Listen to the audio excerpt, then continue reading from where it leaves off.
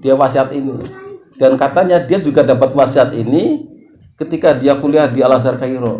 Jadi para syekh itu kalau wasiatnya wasiat ini. Jadi kalau pengen pinter, bertakwalah, karena Allah yang ngajarin kita, gitu. Allah yang ngajarin kita. Tentu melalui orang, melalui binatang, melalui siapa saja. Wattaqullah wa yu'allimukumullah. Bertakwalah kepada Allah, karena Allah yang akan mengajarin kita. Wallahu bikulli syai'in alim. Allah Maha mengetahui segala sesuatu. Ketika Aisyah ditanya sama sahabat, "Ya Aisyah, bagaimana akhlak Nabi?" Ya. Terus dijawab beliau apa? Akhlaknya adalah Al-Qur'an. Ya, jadi akhlak Nabi adalah Al-Qur'an. Kenapa akhlak Nabi itu Al-Qur'an? Kenapa kira-kira ya? Kenapa akhlak Nabi itu Al-Qur'an? Jadi akhlak itu adalah sesuatu perilaku yang ditimbulkan karena dorongan hati, karena hati. Itu namanya akhlak, ya. Hati. Tapi kalau bukan karena dorongan hati, tapi karena dorongan pikiran, itu namanya pencitraan. Beda ya, akhlak dengan pencitraan itu beda. Tapi nanti pencitraan juga penting. Di dalam Al-Quran itu juga ada pencitraan, ya. Jadi akhlak Nabi itu adalah Al-Quran. Kenapa? Karena hatinya itu diisi dengan informasi wahyu. Baca Quran dan tahu artinya. Setiap hari baca, sehingga hatinya itu penuh dengan Al-Quran. Nah, dari situlah akhirnya perilakunya itu tercermin dari Al-Quran itu. Makanya disebut akhlak Nabi adalah Al-Quran. Karena dia tidak belajar ke tempat yang lain, nggak sekolah ya, nggak ke madrasah, ya, nggak ke SMP, ya, nggak kuliah. Jadi hanya Quran. Yang ngajarin siapa? Ya Allah, gitu ya. Itunya. Makanya pentingnya belajar Al-Quran.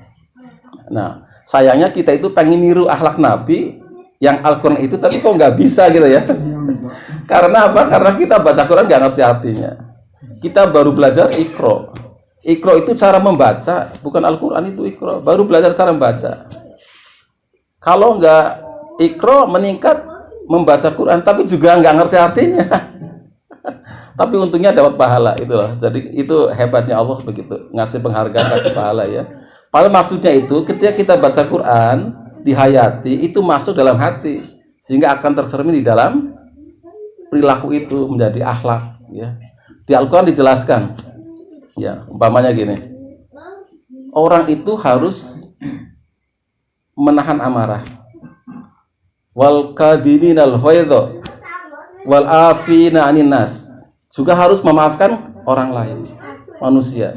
Jadi harus menjaga amarah. Sabar itu tidak ada batasnya di dalam Al-Quran. Kalau kita kan sabar ada batasnya ya. Itu nggak boleh. Sabar itu selamanya sabar. Nggak boleh marah. Dan harus pemaaf. Gitu ya. Dan itu pahalanya surga. Itu Al-Quran yang bilang. Ya. Wan ta'fu aqrabu littaqwa. Bahkan memaafkan itu sudah mendekati dengan ketakwaan. Ya. Al-Quran bilang, hudil afa wa'mur bil urf. Budayakan maaf. Dibudayakan, dikit-dikit maafin ya. Dan sebarkan kebaikan.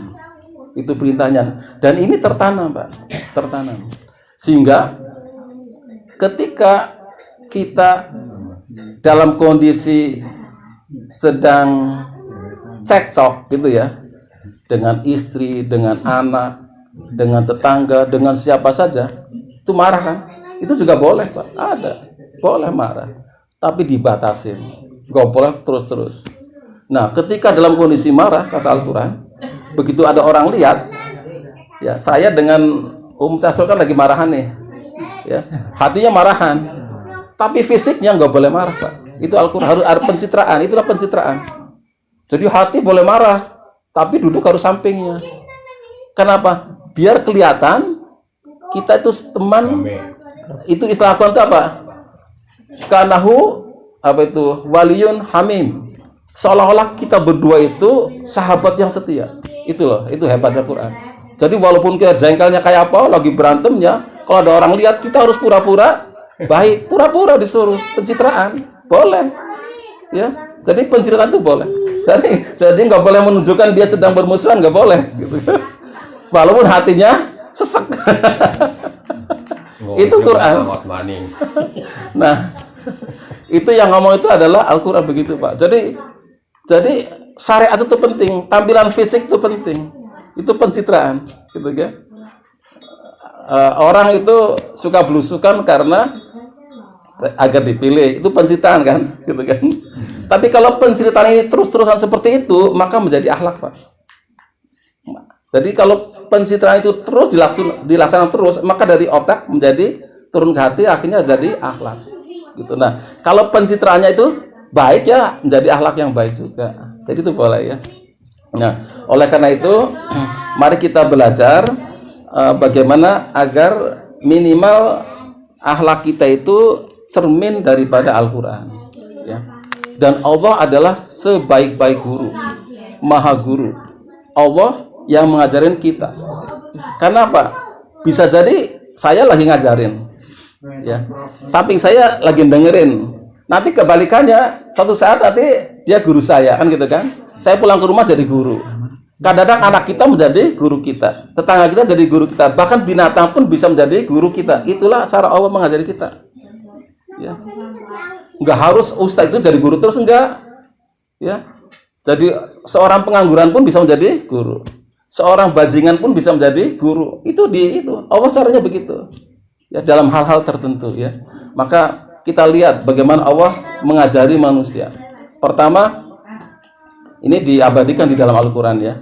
Allah itu kalau menjelaskan sejelas-jelasnya, tidak menutup-nutupi dan selalu meladeni, Pak. Ya. Ketika Nabi Hujair ya, nabinya orang Yahudi ya, ada Hujair namanya, itu di Al-Qur'an ada ya. Itu dia mempertanyakan kehebatan Allah. Begitu dia pergi ke suatu negeri, ke daerah itu mungkin habis perang, macam-macam lah. Itu temboknya pada roboh semuanya, atapnya udah pada jatuh semuanya, gitu kan. Terus dia bilang kepada Allah ya, mungkin bilang dalam hati kali ya, karena Nabi ya, bagaimana ini Allah bisa menghidupkan negeri yang sudah mati ini? Bagaimana caranya dok? Atur semuanya, gimana caranya menghidupkannya?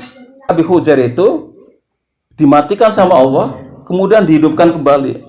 Kam labista, kata Allah. Kamu sudah berapa lama nih mati nih? Tinggal di sini berapa lama? Labis itu yauman au ba'da yaum. Saya perasaan baru satu hari setengah nih di sini. Ban labista mi'ata'am. Tapi kamu itu sebetulnya sudah 100 tahun di sini. 100 tahun Pak dimatiin, ya. Fangdur ila tu'amika wa sarabika. Coba lihat makanannya. Makanannya tidak berubah, Pak. Makanya bingung, kok 100 tahun? Ini makanan masih utuh. Wasarobika, dan minumannya juga masih utuh. Gitu kan?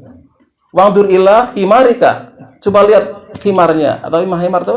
Keledai ya. Lihat. Sudah jadi bangkai, sudah jadi Pak, tinggal tulang. Tinggal tulang kan bingung dia. 100 tahun. Kok ini makanan masih utuh, masih bagus. Masih segar. Kok ini sudah jadi tulang? Ya. Kemudian Allah langsung dari tulang itu ditata ulang, dikasih daging jadi himar lagi. Kan bingung dia. Itulah cara Allah mendidik dengan jelas, Pak. Sehingga Nabi Hujair ini kemudian dianggap anak Tuhan. Akhirnya begitu. Karena pernah mati 100 tahun datang lagi ya. Wa qalatil yahudu Uzair ibn Allah, ya. Kata orang Yahudi, Uzair itu anak Allah. Wa qalatin nasara Masih ibn Allah.